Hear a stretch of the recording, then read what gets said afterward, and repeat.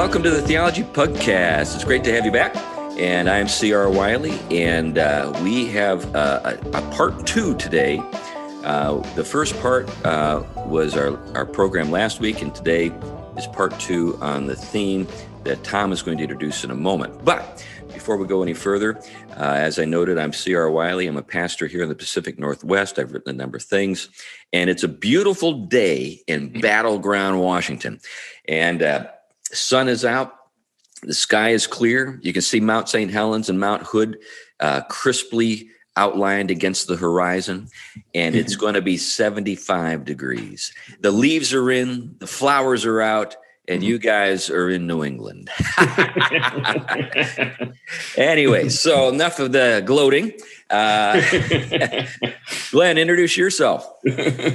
I'm Glenn Sunshine, a soon-to-be Professor Emeritus of History at Central Connecticut State University, Senior Fellow at the Colson Center for Christian Worldview. And it's a beautiful day in New England. We're going to have a high of 65. Wow. And not quite 75, but pretty good for New England. Yeah. All right. And Tom, why don't you introduce yourself, and then maybe you just take a moment to segue us back into the subject. Okay. Tom Price, a systematic theologian, Christian ethicist, teaching both at a variety of places, one of which is Gordon Conwell Theological Seminary. And I am just a few miles from where Glenn is. So the weather is, fortunately, the same here as it is there, but it is far removed from Chris in that sense. We don't have 75 yet, but 75 in New England, though, is probably a bit different because it tends to bring a lot of humidity with it. And so a lot of people in this area of Connecticut, so a lot of people think it's just going to be a cool, dry 75, but sometimes it kind of starts feeling like the South. So. Yeah, that's right. It is an odd phenomenon. Here on the West Coast, we get, here in the Pacific Northwest, we're known for rain, but it doesn't make it for the humidity that we had back east, or you guys had back east. So anyway, it will be cool and dry and bright and sunny today. But why don't we get back to the subject, Tom? Okay. Go ahead, get us rolling. Okay, so what I was doing in the episode last week was unpacking an interesting article. And so I guess for the listener, rather than try to torture those who did catch the episode last week by just saying what I said last week, I'll just reference that to anyone who hasn't heard last week's episode to go back and listen to that maybe before listening to this, although you don't have to do it that order. But it may help, and it will kind of introduce a lot of the themes that I'm carrying through today. But one of the things I was doing is unpacking an interesting article by Edward Feser. He's kind of I think he's from a Catholic philosopher, natural theologian, but he had an interesting article in the American Mind called "Woke Ideology is a Psychological Disorder." And so, naturally, that kind of title will draw anyone in. And so it drew me in and the rest of us along with it. But one of the things he's doing in that article is talking about the way he's taking Plato, the philosopher example, and he's taking his understanding of kind of the good and reality and the way in which all things creaturely should be oriented towards the good for their harmony and fulfillment. And when that gets disordered, the harmony breaks down, and then the flourishing breaks down, and then disharmony and all kinds of corruption enter the picture. And that's his way of trying to make sense of the good, the virtues, the way in which nature isn't enough, but is oriented towards something transcendent. But he didn't have the advantages of divine revelation in Scripture to kind of fill that out. So it's obviously a flawed and limited picture. But we talked about last week some of the maybe positive aspects about it that are different than maybe a materialist case that would have been around then, but also is all around us today, even in much of the church, whether we're conscious of it often or not.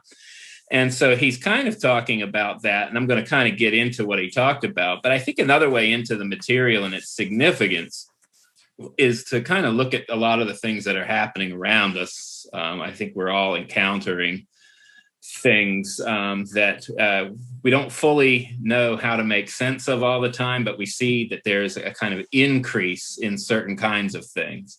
We've talked over and over again in the increase of kind of a dismantling of the significance of reason in human life and the moral life.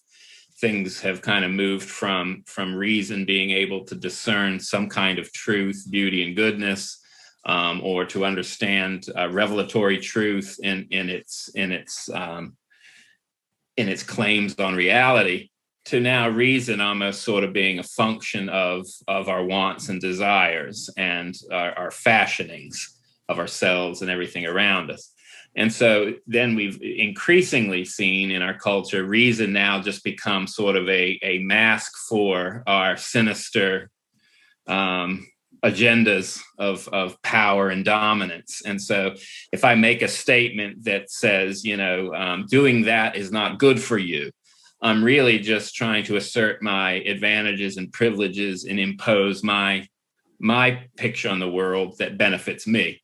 And so there is no truth, there is no ordering of ourselves towards what's true about reality and ourselves. But what is true is basically the fact that I have sinister motives, wills to power, or a Darwinian sense, aims of my surviving and you're not surviving. And so reason is radically understood different than even, say, someone from a few generations ago who at least thought that it had some ability, maybe just through the sciences or through some kind of moral reflection, to come up with some kind of truth or purchase on reality to which we could measure things. I think it would be good to kind of make a point here that might help some of our listeners. One of the things that you run across on occasion is someone who says, well, we can kind of glean from a Marxist analysis a set of categories that will help us to think about the world and maybe make a better world or a more just world. And the idea being that, well, what would be different in doing that than what you guys on the podcast are talking about when you refer to Plato or Aristotle or what have you? Well, there's an enormous difference. Yeah.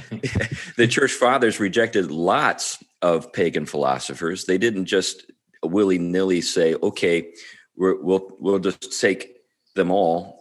They were very selective. They dismissed materialists. They dismissed the atomists. They dismissed Lucretius. They dismissed, the radical sort of thinking of Heraclitus. They dismissed a lot of philosophy in the ancient world. They dismissed the Epicureans. They didn't think they had anything really to contribute. And what made particularly Platonic philosophy so sort of captivating or sort of interesting to them is the correspondences between the Christian faith and biblical revelation and things that Plato was talking about. And what Plato is asserting is that unseen things are more real than things you can see. In other words, they're permanent. They're permanent things. So that sounds awfully familiar. We have an unseen God, a God who can't be apprehended visually. We have references in Paul's writings to, the eternal and how the eternal, is, immutable and it doesn't pass away, doesn't change, and things that we can see do pass away, do change. So this is what struck them as interesting. And also the place of reason in all of this was, in terms of Platonic philosophy in particular. And I'm thinking of Aristotle as, as actually in that same tradition.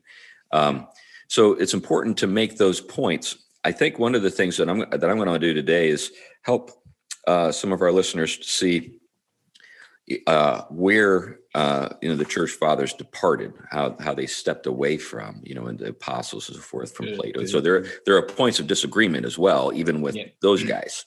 That's right. But I think I think it may be worth noting is a lot of people think because of certain readings, which I think are unfair readings of the past, that they think, for example, when the pagan philosophers like Plato or Aristotle talk about reason, and Aristotle in particular, they're thinking of autonomous reason. There is no such thing as autonomous reason in any of those thinkers. As a matter of fact, I mean, if you just have your basic understanding of Aristotle, you have a primary mover. Okay, your reason doesn't move until it's moved upon, and the primary mover is not one of the other movements that require something else to move it. Now, that's a very thin. It's non-salvific. It's fraught with conditions to get it wrong, whatever that prime mover is. But it is not suggesting, in any sense of the word, that human reason can ever be self-generating, self-manufactured. As a matter of fact, that's a product of a lot of modern idealism, which we've talked about other places. Similar with Plato, is you're being caught up in participating in the eternal by actually a process of a spiritual process. And we'll get into that in a little bit as well. Through which you have to be purified to see this transcendent realm of the eternal end forms. And again, Christianity will come later and say, okay, yeah, he's right about that, but he's wrong about what is entailed in that. What we're given in Christ is a whole lot different than some kind of set of human potentials that we can kind of climb ourselves up that ladder. But we'll get back to that. But that was another thing. There isn't an autonomy going on here in that kind of that it can be severed off from the source, the eternal source of everything.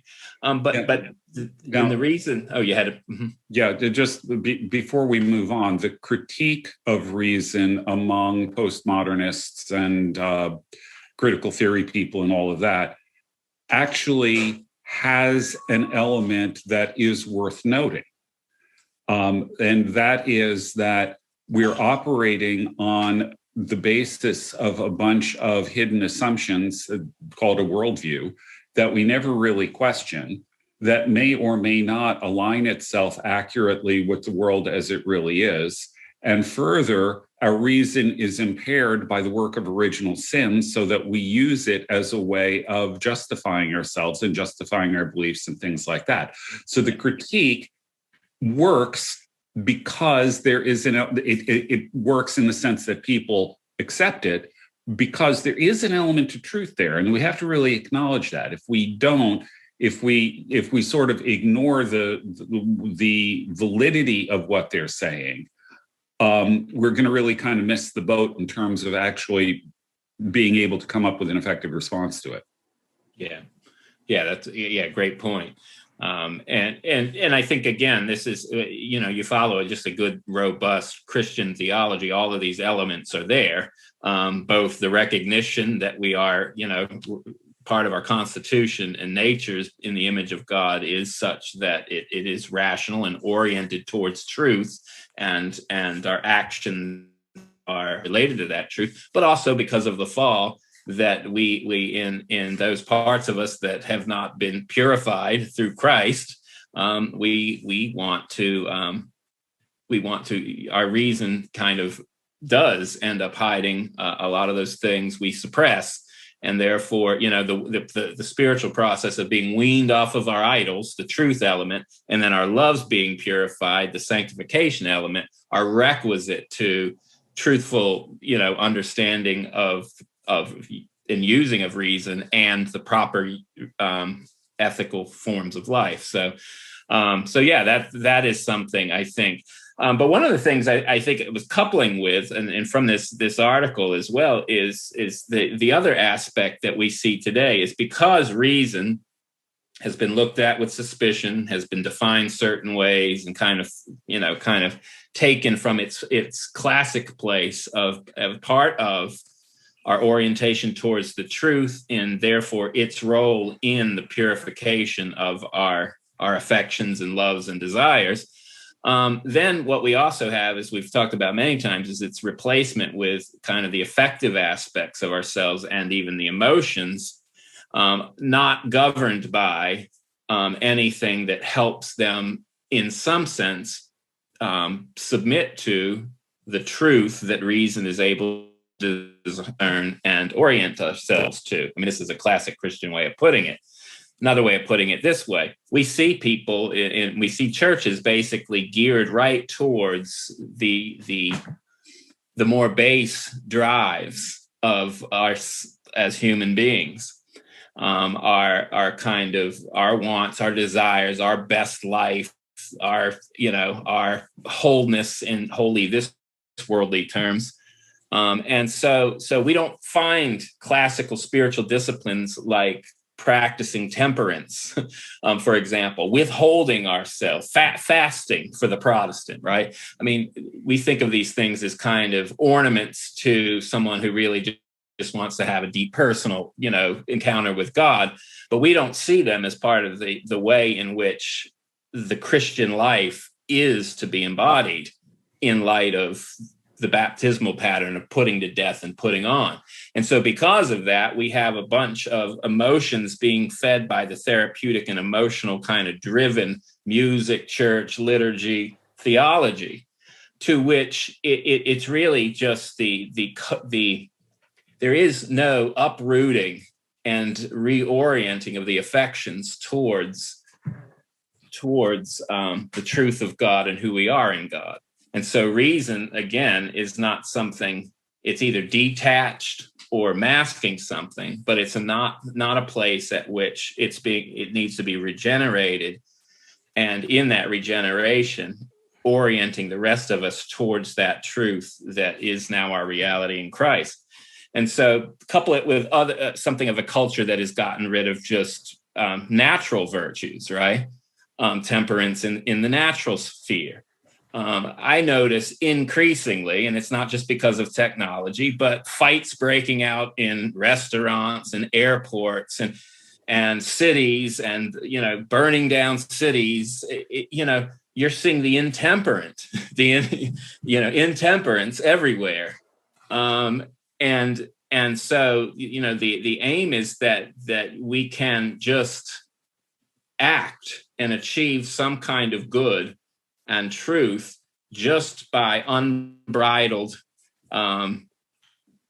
passion in such a way that this is healthy for any kind of society and any kind of flourishing for any kind of people. So I just see an increase of intemperance everywhere. We see no place for the significance of virtue formation in the natural, much less the spiritual life. And so we're very much in a set of conditions like Plato in this article is talking about as the sick society, if you will. So maybe that's a good way to get kind of back into the society as he saw it and kind of riff from there. Glenn, did you have a... Yeah, just a couple of comments. If you go back to the 70s, Francis Schaeffer wrote a book called Escape from Reason. And while he didn't entirely anticipate exactly where this stuff was going to head, he was already seeing that movement there away from the role of right reason in ordering society in terms of ordering behavior, things like that. We also see it in sort of pointedly in my students who don't seem to be able to distinguish between I think and I feel. Yeah, right. Yeah. And of course, when you get to woke ideology, the argument is that emphasis on reason, rationality, and things like that are marks of whiteness, which is, of course, a bad thing. And instead, your self-interpreted lived experience is really the touchstone for truth. Yeah, a touchstone for truth that kind of gets in the way of dealing with certain uncomfortable realities that this kind of white rationality actually helps you handle, like math, stuff like that.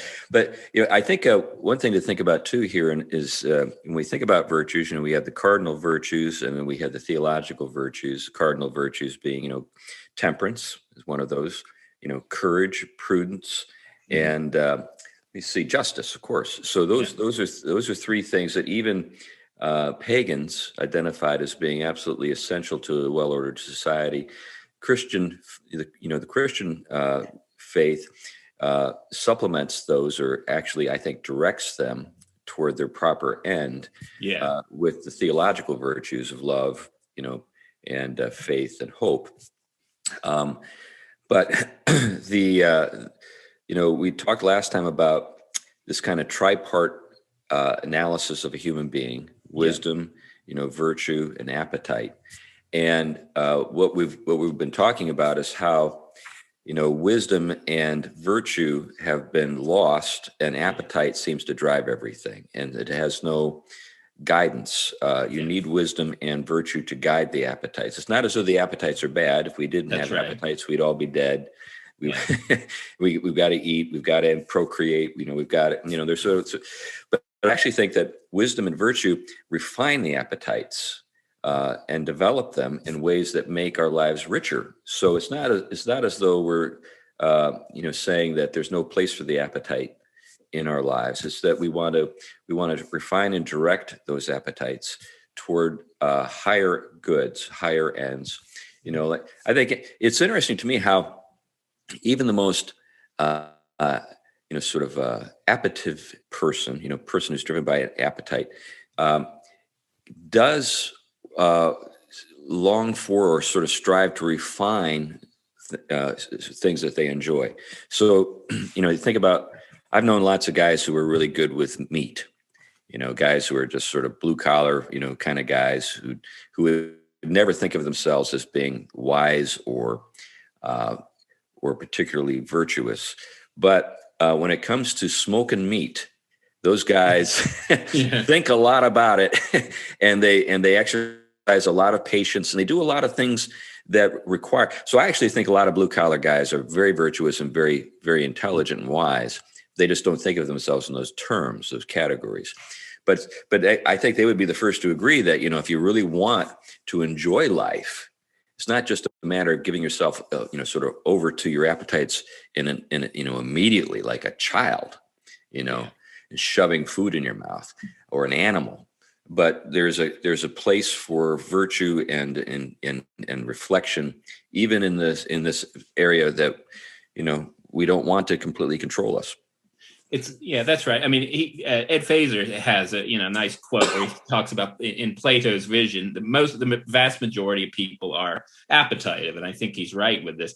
That doesn't mean that their appetites are ungoverned by reason or spirit, but that reason and spirit are in them primarily ordered not to a life of just contemplating wisdom or kind of guidance through honor and the virtues for military service of protecting the people, but toward the pursuit of these kinds of necessities of life: drink, property, marriage, family, material goods, and general.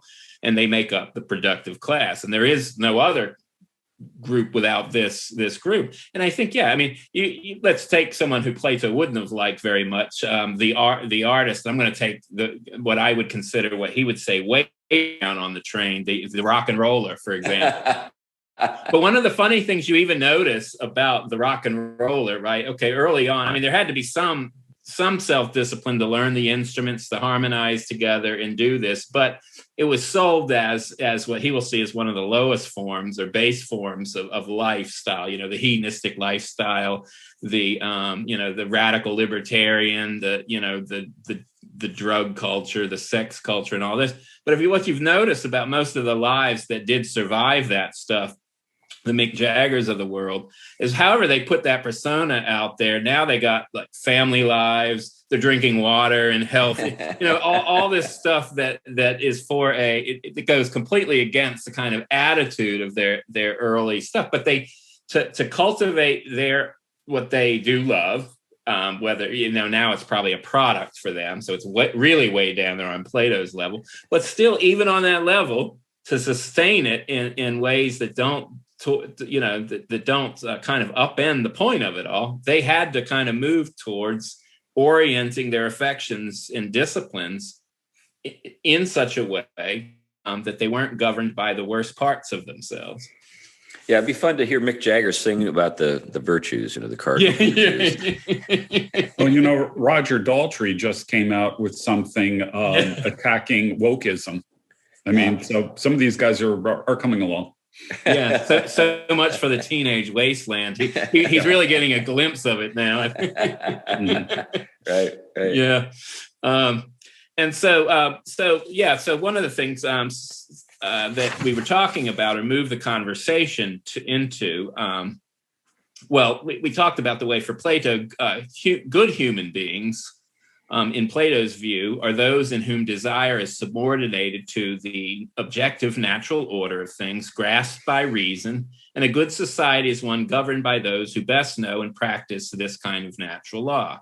Just as a rightly ordered psyche is one in which reason rules the appetites through the agency of spirit, so too a rightly ordered society is one in which the philosopher kings rule the productive class through auxiliaries. I mean, that was his ideal situation. But what he starts to notice is what happens when that starts to get sick. What happens just like when reason is no longer aimed towards understanding the nature of the good and then the nature of things, so that we know what something's nature is and how it's supposed to be oriented to unfold towards its perfection, if you will. So what happens when that gets off? Well, the first thing I think we talked about last week is what he called timocracy. And this is kind of when you move away from those who kind of are governed by the kind of the highest spiritual aim of seeking the good for its own sake and then ordering the rest of society that way. This is when the next group, the spirited, those who tend to be the guardians or the military at the time, those virtues started to become what are centralized. So rather than wisdom as the highest end, honor was one of the values. I think, the honor class and the self-respect class, all good things in their right place for him.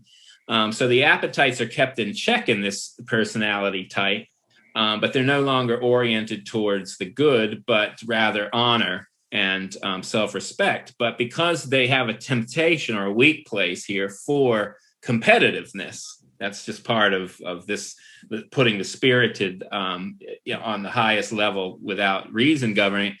Therefore, this, according to Plato, actually becomes something that slips into kind of a pursuit of money,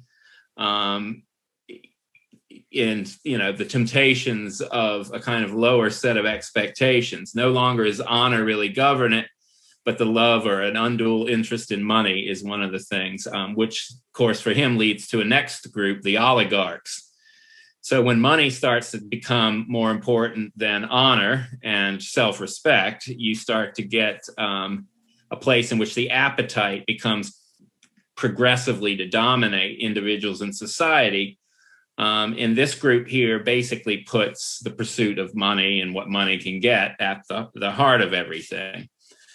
And so they will respect the ideals of honor and courage. They'll take those ideals and they'll give way to what he says are the bourgeois virtues, like thrift, hard work, and a deep concern for being respected for the work that you do. Good things. But when they start to take central, they set up conditions to become weakened too. And he goes, something to note there is that you still have a tinge of the timocracy there.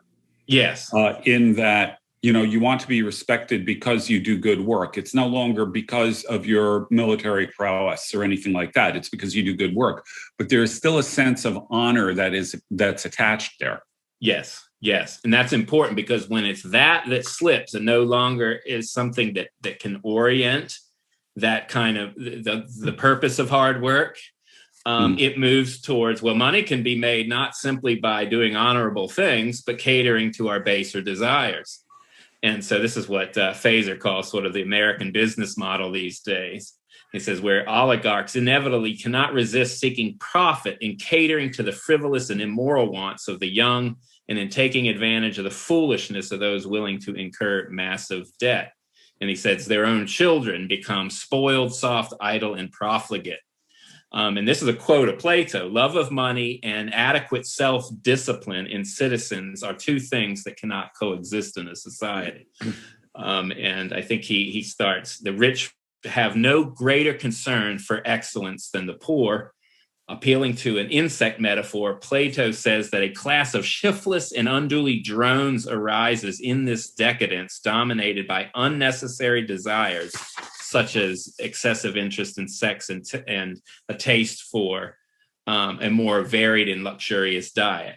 So you get these horrible values that start to dominate once the pursuit of money for its own sake starts to take hold of a society, and therefore it starts to basically sell itself and profit from, appeal to the baser desires of the society, play right towards the sex or the kind of the lifestyle without having the character to govern it. I mean, I don't know how many shows I've seen where it shows people who all of a sudden get rich, or the rich and wealthy, and it's nothing but, when they're not pursuing their power and their wealth and not concerned about how they take advantage of everyone and everything else, it's all about the party and indulgent lifestyle, right? So there is no honor here or self-respect, but it's pure indulgence. One of the things that was a real kind of breakthrough in my thinking a few years back was coming to understand the nature of decadence. Jacques Barzun, I don't know if you guys are familiar with his work, but he wrote a book entitled "From Dawn to Decadence," kind of outlining or sort of the arc of Western culture. And since that time, I've come to see decadence differently. I used to think of decadence as just sort of like this thing that bubbles up from below, and you're no longer able to control yourself. Yeah. What Barzun helped me to see is that decadence is when you lose faith in the purposes of things. So when you lose faith in the purposes of things, if your civilization doesn't have some good to strive toward, to praise and to pursue, then there's this kind of effect where there's a debasement. You start to live for lower things, and you find yourself. And so what he helped me to see is that decadence is actually a manifestation of despair. When you no longer believe in the goods that your society maybe at one time promoted, maybe you don't even think they're even possible anymore. So like if you think about our civilization, Christendom, for all of its faults, was oriented toward the glory of God. And and even though we didn't ever live up to that as a civilization, it was something to strive towards. It affected our architecture. It affected the way our homes were ordered, our communities were ordered, not just for the clergy, but for the entire society. But now that God is dead, so to speak, and you guys know what I mean by that, it has become functionally sort of no longer a point of reference. So people, it's just so folks know, when Nietzsche and others during the 60s, with regard to the death of God, theologians, they weren't really saying God is dead. They might have thought that God never existed. They weren't saying that God actually died. But what they were saying is, functionally, in our society, we don't think about God as the one toward whom we are doing everything, or striving or orienting toward. So you really can't sustain the high virtues, or the virtues at all, or wisdom at all, if you lose sight of this higher purpose toward which things are oriented. And that's what I think, the Christian fathers, the church fathers, they said, okay, Plato, Aristotle, you guys are pretty good, but you don't really have a proper understanding of the highest good, the summum bonum, what it's all for. That's right. Yeah, and they didn't understand. I mean, this is something we'll get into a little bit, is the way in which Christ, God becoming present, and therefore uniting us to and bringing us into that inner communion with the life of the Trinity. They had no antenna for that, and that's really that's the heart of it all. And the rest of it, the mission, the rest of these things, again, they may provide one with a higher set of purposes and an okay way of balancing things, but they did not get at the full story, if you will, that fulfills our natures and is the desire of the nations. They only kind of approximate to it, and yet they broke off and distorted it in every case. And so that's I'm going to pick back up with that very point. But yeah, I mean, I think Nietzsche's point too is to use Charles Taylor's famous term, social imaginary. He's basically saying that Nietzsche came out and saying God no longer is informing our lives and our world view and our vision and our ethics or anything else, other than maybe just a kind of a background affirmation.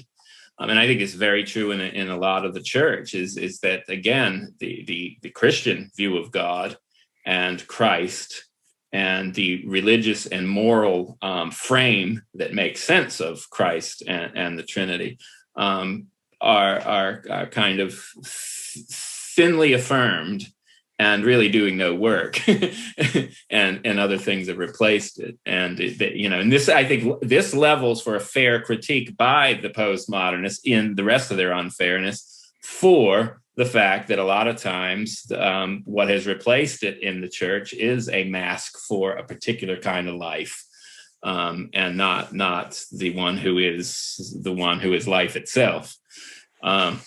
And so, but back to the last kind of two steps in this, because I'll try to do these very briefly. And I keep going back to Feser on this just because I think he has some rich stuff here that's kind of timely. But he talks about kind of the last stage in Plato's sixth society. And that, of course, is something that we kind of hold up as the healthy society, and that's democracy.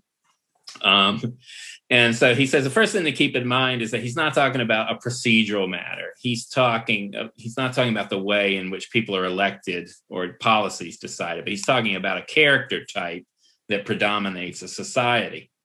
And so what he has in mind is what Feser calls a libertarian and egalitarian society in which every individual is free to do as he or she likes.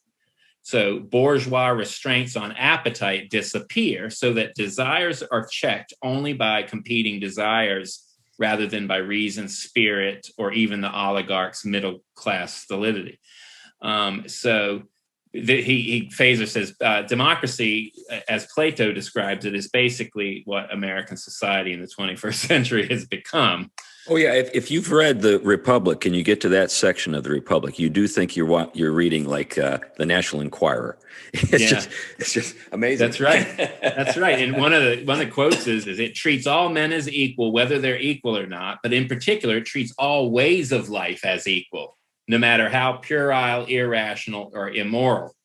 And if anyone tries to basically say any desires are bad or should be suppressed, no longer will the society listen, but it will insist that all pleasures are equal and should have equal say in everything. Of course, I know we've taken the shift to the equitable, but yeah. Well, and actually to bring that sort of up to date with the way the rhetoric is going through critical race theory and things like that, if you take a look at, well, it's no longer up, but if you looked at the original purpose statement for Black Lives Matter, it included things like dismantling the patriarchal nuclear family, support for LGBT and especially T issues, all of these kinds of things. The idea being that children should be raised in a village to the degree to which mothers, parents, and children are comfortable. Note they use the word parent because fathers are completely absent in the entire discussion there. Now, what's going on here is a hidden assumption that, basically people are infinitely malleable and that all things being equal, every family configuration should have equal results. Obviously, that is not the case. Any sociologist worth his salt can tell you that. There are certain family configurations that result in better outcomes. Well, according to critical race theory, the only reason that is true is because of oppression. Because It doesn't matter whether you're raised by your biological parents, adoptive parents, 2 men, 2 women, or a polyamorous group. It doesn't matter. The results should be the same in every case.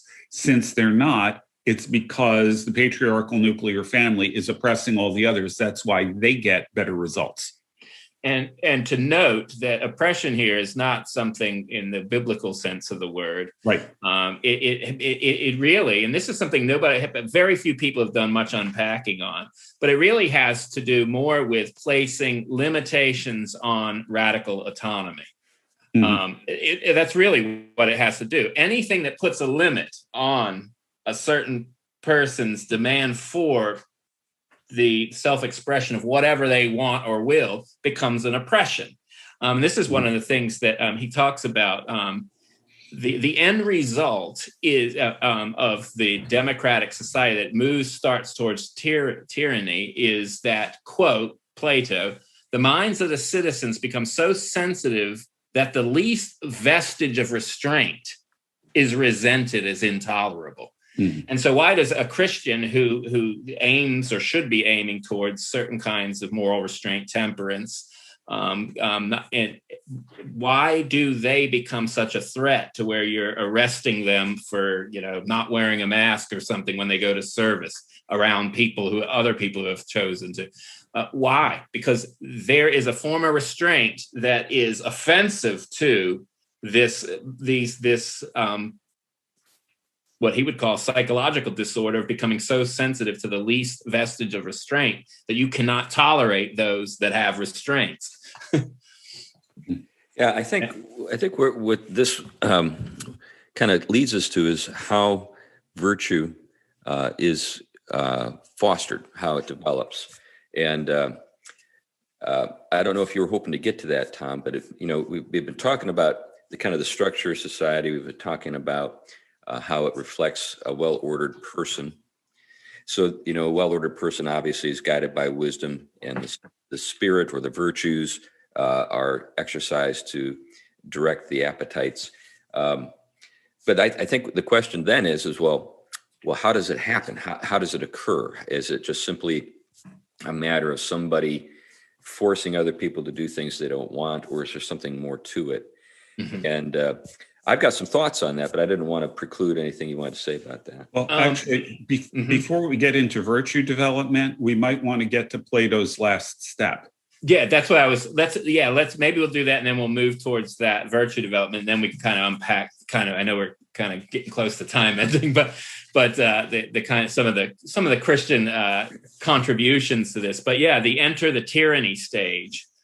This society that is so preoccupied with pleasure seeking that it begins to incline its soul towards a frenzy in excess and violence and indiscipline. And he warns that this is especially true of sexual pleasure. And this is very parallel to what Scripture talks about, is where does the violence of the nations arise? And it talks about the unchecked lusts. But one of the things he talks about here is that Plato talks about the way in which you basically create these parasitic drones in this society in which there are role reversals. Fathers become like the sons come to be disrespectful of fathers, and all of the chaos that comes by this kind of radical egalitarianism. And one of the things he talks about, you get 2 kinds of drones developed: the passive kind that just sort of hang on and offer no resistance. But then you get the stinging drones that are the nastier bunch, that are aggressive, and they're inclined to stir the rest up to sedition. He goes, think of the upper middle class wokester saddled in debt for a useless college degree in grievance studies, whose idea of finally doing something with his life is signing up for Antifa or with the Bernie brothers. And he talks about the way in which the rich, who are terrified of being accused of plotting against the people and being reactionaries and oligarchs, start to pay off this drone class. And then he talks about, think of the corporate groveling to political correctness and the writing of a check after check to a bunch of these causes. I mean, we've seen this with the Black Lives Matter movement and the large scale corporations paying it off, right?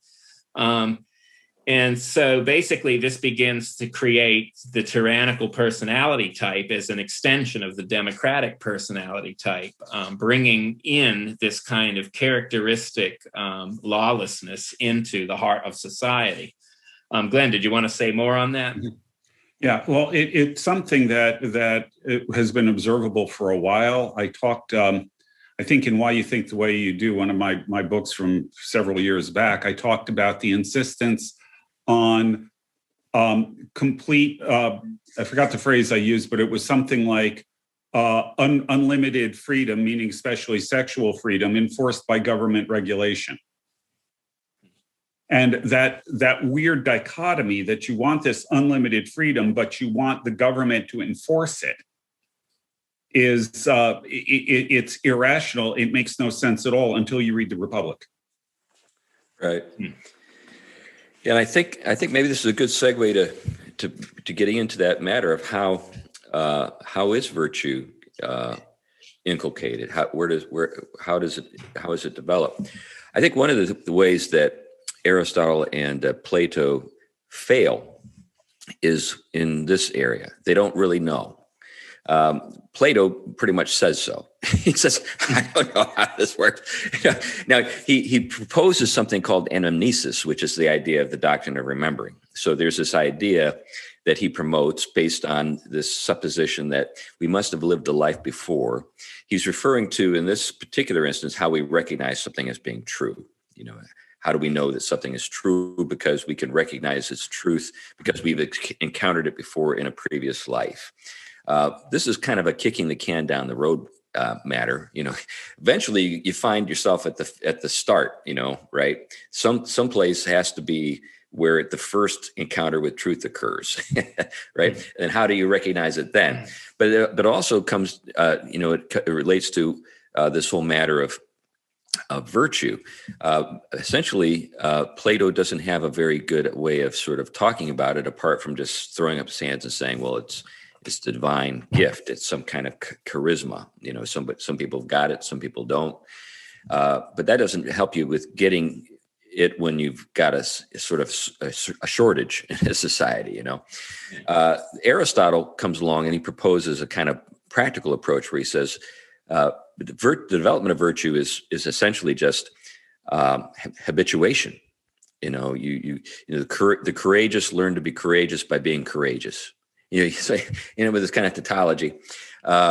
So in both cases, you've got this situation where these guys say these virtues are tremendously important, but we're not really sure how you develop them or how you recognize them as being valuable. So like in Plato's case, you recognize them as being valuable because you've seen them at work in a previous life.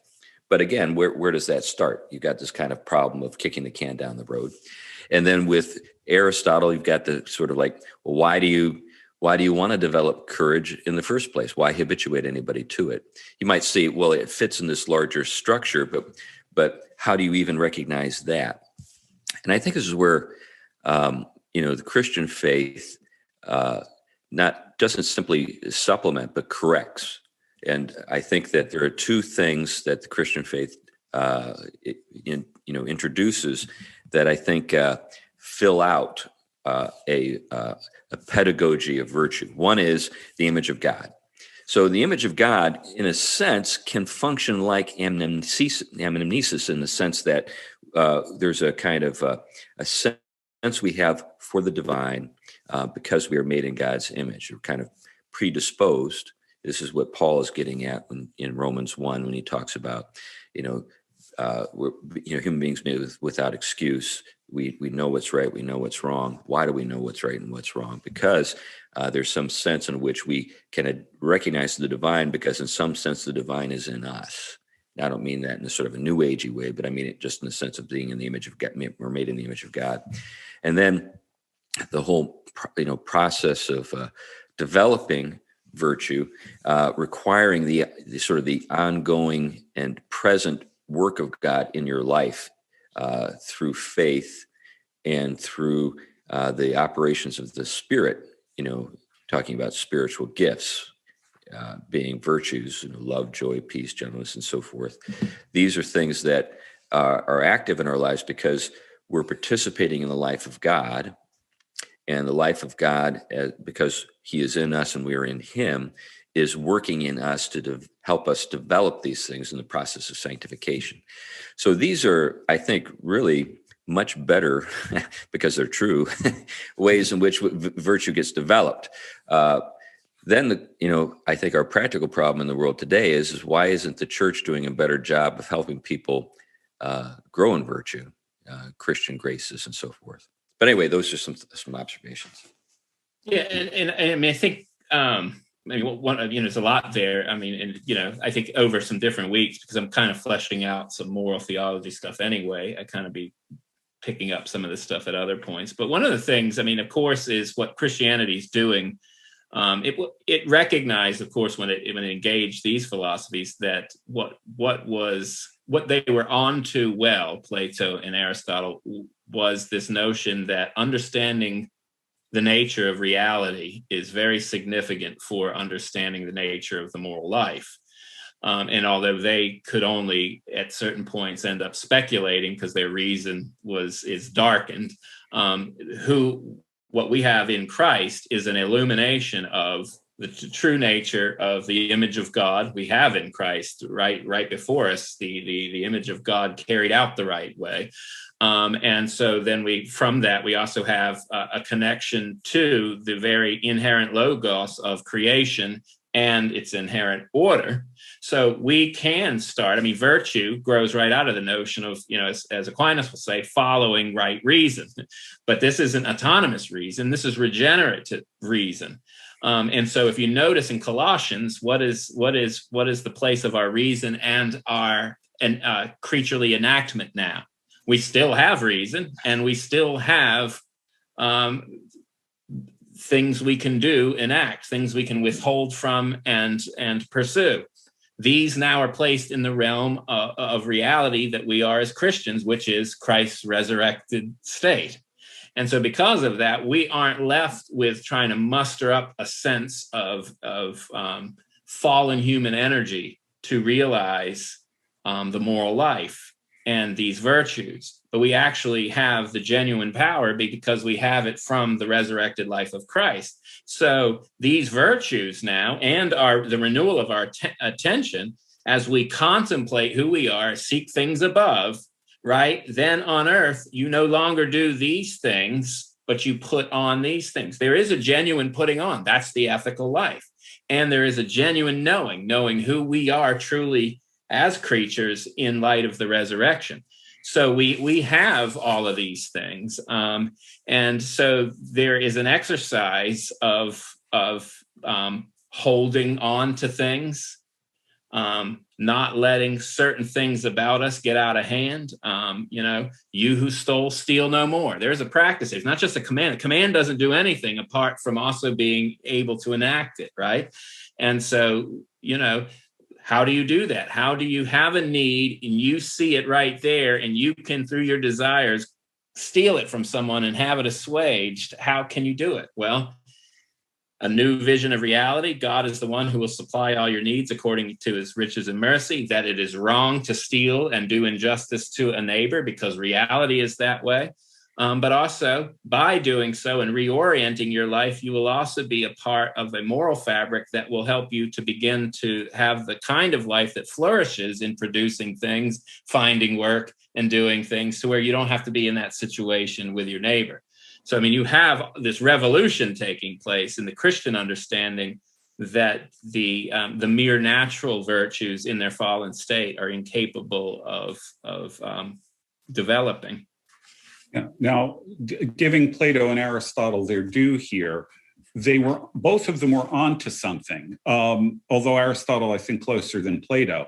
Plato's idea of anamnesis is, he got the idea wrong that it's memory. But what he was doing was he's saying that we do have an innate knowledge of what's right and wrong. He was trying to figure out where that innate knowledge came from. Mm-hmm. What he didn't know about was that it's the image of God. We do have the law written on our hearts. We do know what's right and wrong. We suppress it, we sear our consciences, we do all of those kinds of things. But we do have an innate knowledge of the good. He got the source wrong, but he's correct that that's there. And as far as Aristotle goes, there are multiple places in Scripture where I think the word practice is even used sometimes, where we're told to practice righteousness. Now, I'm going to take practice as being quite literally. It's something you've got to work on. You've got to ingrain it in yourself.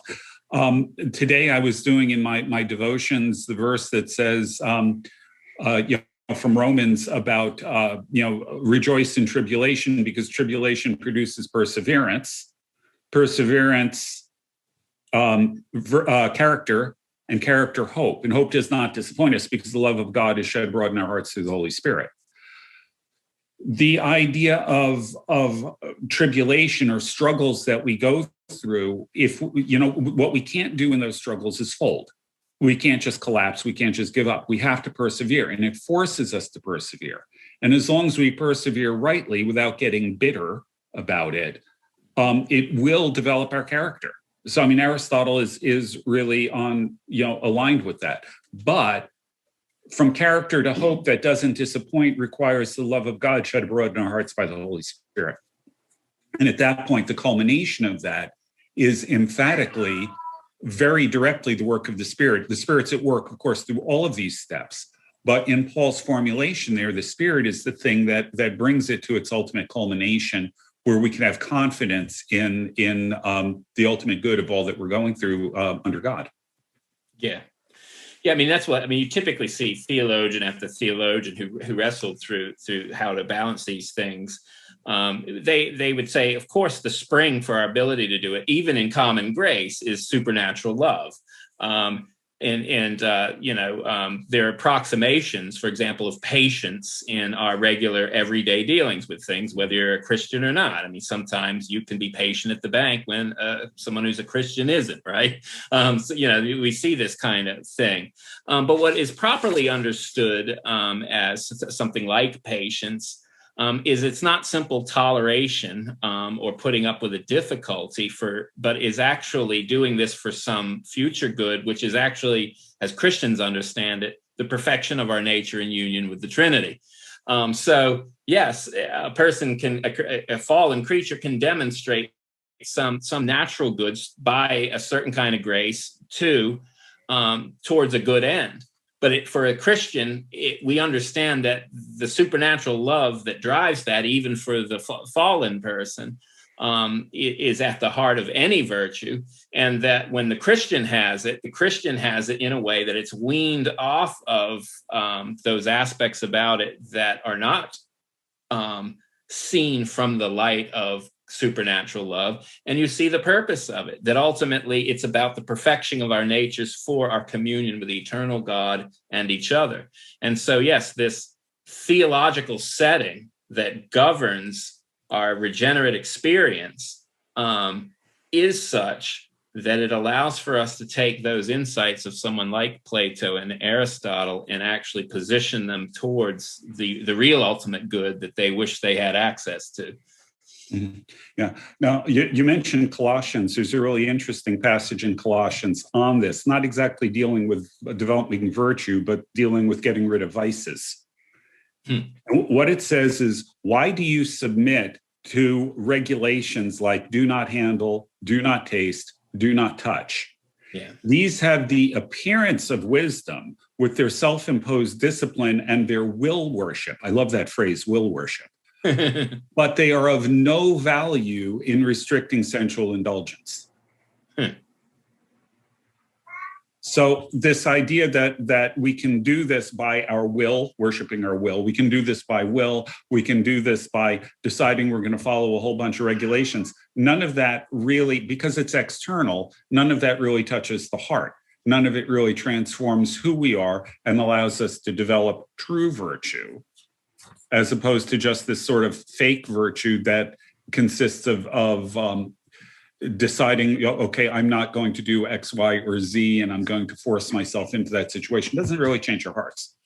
Yeah, like virtue signaling. Yeah. Well, I think that we've gotten to a point where we should probably wrap things up. And I think this is a good point to wrap things up, because I think we're getting to the heart of things here. As we've described them, provides us with maybe a basis for addressing this in more depth at another show. But good stuff. Yeah. Anything you want to say as we conclude, Tom? Well, I think, again, just kind of to bring it all together is one of the things I've noticed increasingly in church and in world is a kind of flaunting of intemperance. And what I mean by that is not governing these appetitive states that we have, or these appetites that we have, especially the worst of them, in ways that are for any kind of good, much less our ultimate good. And so it was kind of a return to, okay, how did the classical world think of this? And then how did Christianity really, what did it contribute? And then what riches can we draw upon to kind of retrieve some of this stuff to help us in kind of reconnecting with certain virtues, so that we don't get caught up in the craze of the tyranny around us. Right. Anything you want to say, Glenn, as we wrap up? I think I'm done. Okay. Well, thanks a lot for listening to the Theology Pugcast, folks. We really do appreciate your interest and support. We are in the process of thinking about what we introduced last week, kind of a maybe tour of the Pacific Northwest. We don't have anything else to share about that yet. But as things develop and our plans come together, we'll be sure to let you know. But anyway, that's enough for now. Thanks a lot once again, and bye-bye. Bye now.